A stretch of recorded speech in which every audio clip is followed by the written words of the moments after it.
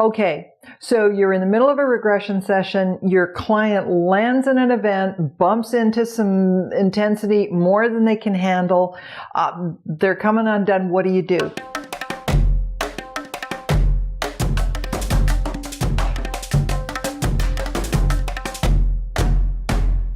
First of all, stay calm. Do not freak out. This is why they've come to see you. They have just landed exactly where they need to be. So tell them that. Their mind has brought them into this situation, into this scene, into this event, because it has everything to do with the issue that they've come to see you about. So stay calm, take charge, manage the intensity. On this video, I'm going to share 4 tools you can use for managing the energy of an event. Even the most horrific circumstances can be faced, can be processed safely, and can be brought to resolution simply because it's over. It's in the past. It's just that the subconscious mind doesn't know that yet. So we're going to help them to do that. So think of the mind as a kind of a DVD player. It records events as memories. And this is an ability that has helped us to survive and evolve as a species. And like a DVD player, it has a play button. So events in daily life can act to trigger that play button, and then the memories and the feelings from the past can flood into the person's present day life. But you know, the subconscious mind's also got some other really cool buttons that you can use to control things in an event during a regression. And those buttons are the stop button, the pause button, the rewind button, and the fast forward button, just like a DVD player. So your first tool is the stop button. That's the one you want to keep really close at hand. The problem with traumatic memories is that there was too much happening too fast, too much intensity and too much speed, and they just weren't ready for it. It took them by surprise. It was too much. They didn't have the resources that they needed to handle it, and they just weren't able to make sense of things that were happening, sometimes simply because it was all happening too quickly. And most importantly, there was no one there to support them and help them to make sense of things, and to let them know that they were going to be okay.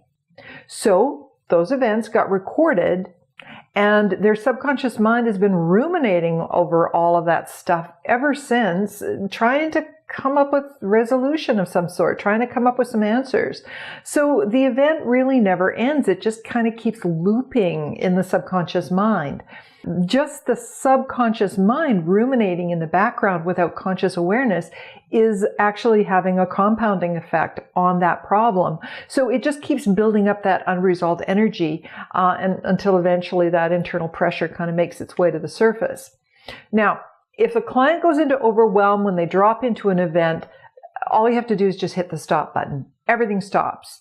Remember, the subconscious mind's prime directive, that's safety. So you want to work with that. Stopping the scene stops everything. It's like hitting the freeze frame. And this gives them an opportunity to just get their breath and come back into control. So you can keep the client in the event, and you can provide safety at the same time. You don't have to get them out. If there's too much happening all at once, just hit the stop button. Now, your second cool tool is the pause button. You know, sometimes a client will try to kind of race through or race ahead of you just to get through what's happening, and they'll skid through all the details. Well, you need those details to get the healing.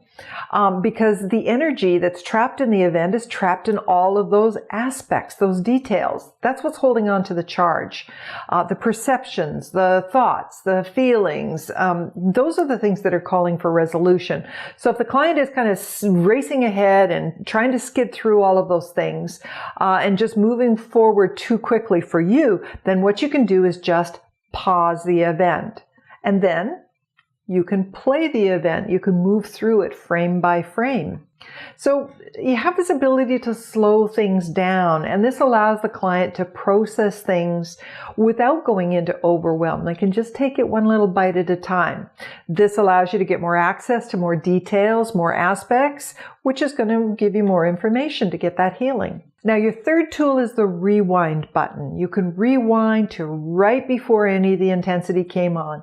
So you can rewind to where the client is still feeling safe, still feeling okay, because nothing has happened yet. Here's one of the things that I found in sessions. Even though you rewind to before anything has happened, the client often knows what's going to happen. There's this sort of anticipatory fear that's feeding into the event. So even though they're the child, they're associated into the child and they're before the event, there's this anticipation of what's going to happen. And what that's doing is it's actually increasing the intensity in the event. Now, memories aren't static. Okay, they change as we change. So the child might not have seen it coming, but the grown-up does. And the energy of the grown-up is influencing the child's perceptions. It is feeding into the fears of the child. So there's just way more intensity than there needs to be in the event. So what you can do is you can rewind to before the event and just drain off some of the pressure. Not only will this make it easier on the client, especially on the child in the event, but it's going to make it easier for you too, because the client will have a lot more clarity as they're moving through the event. They're going to be much more able to report what's going on and just in terms of telling you the story. So it's going to make it easier on you and on them. Remember, stress shuts down cognition. A person can't think when they're in a stress response. So if you drain off the pressure before the event, they're going to be much more calm and they're going to be able to think more clearly. That stress response may have helped us survive as a species.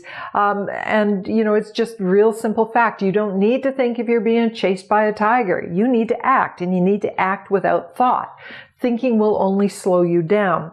So getting off some of the pressure before the event will actually make the uncovering process go much faster and much more easily for both of you. Now, your fourth tool is the fast forward button.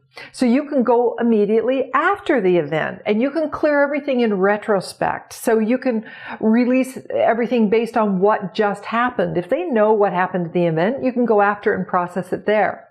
Now, there's research that shows that when there is support provided immediately after a traumatic experience, there doesn't have to be any lasting effects of that trauma. If the person has the opportunity to process their thoughts and release their feelings, be heard, be supported, and realize that it's over, then that gets stored in long-term memory. It gets stored as the past and it's over. It releases the charge. Release the charge and it's over. And that's all we want to do. We just want to neutralize the negative impact of that event, and we want to store it as a past event. That way it's finally over and the subconscious mind doesn't have to keep reliving it over and over again.